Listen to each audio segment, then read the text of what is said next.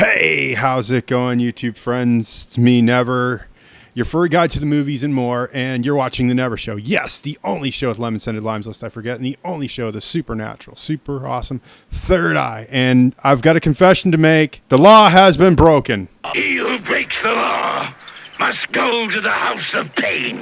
And yes, I'm a little tainted on this one. I'm going to show you a little video clip right here. Okay, let's see what movies we got to watch this week in the box office. Seen it, a Post. I don't even know what that is. The Great Showman. Wolverine Sings. Paddington Bear. Seen it. The Commuter. Do we really want to see another Taken movie? Really? Star Wars: The Last Jedi. Ooh, that looks good. Insidious: The Last Key. Horrors for October. My Forever Girl. I don't even know what that is. So it looks like we're down to 12 Strong or Den of Thieves. I guess it's 12 Strong because it's a 54, and damn if we need a better movie to watch. Don't you think? And yeah, I kind of had to choose, and I let Rotten Tomatoes choose for me. I'm sorry. So let's get right into that film. Even though I am tainted, I did like the film. You know what film we're reviewing anyway. You've seen the thumbnail already. I haven't even seen it yet.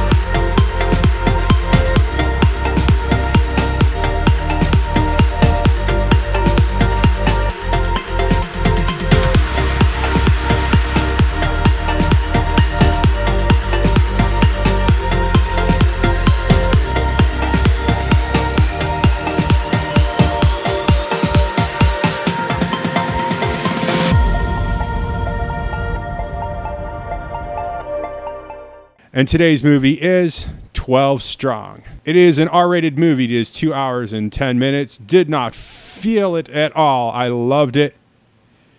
It's really worth it. Nicolai Fuglsig was a great director. I have to admit, Ted Nally and Peter Craig were great as writers. I think this is, they did have a good base to work on from the book Horse Soldiers by Doug Stanton. So this is where, you can't really go wrong. It's based on reality tale. There's only so much you can, fiddle with in the way of a movie like this. Let's run down the cast. Chris Hemsworth is Captain Mitch Nelson. It's good to see that he can do something other than Thor. Michael Shannon as Hal Spencer. I like Michael Shannon. I just feel like he has a creepy face. I don't know why. He's always got it.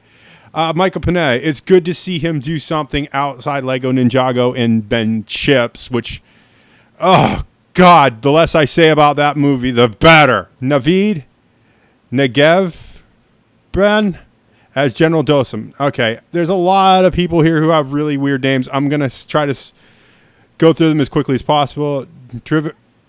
Trevette Rhodes as Ben Miho, Goff Stutz as Sean Coffers, Thad Lockerbill as Vernon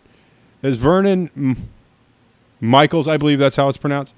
Austin Hibbert as Pat Essex, Austin Stonewall.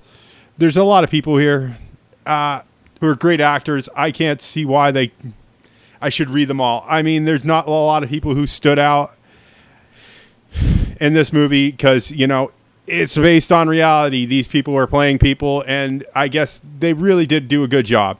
I'm not going to cover it all. And our production companies were Alcon Entertainment, Black Label Media, Jerry Bruckheimer Films. All right. This is definitely a win for Jerry Bruckheimer. and Lionsgate, our distributor here in the good old United States of America. God bless America, land that I love. Yeah. It was Warner Brothers. Our special effects were BLF, Creature Effects Studios. ILM was in this. No wonder why the special effects were so good. Moving Pictures Company, MPC. There was so many other things I could be talking about, but, let's go right to what I thought. It's a beautiful movie. It is something that you don't take the kids to. This is a very adult movie. It did have some very triggering moments, though. Spoiler alert for everybody who's watching.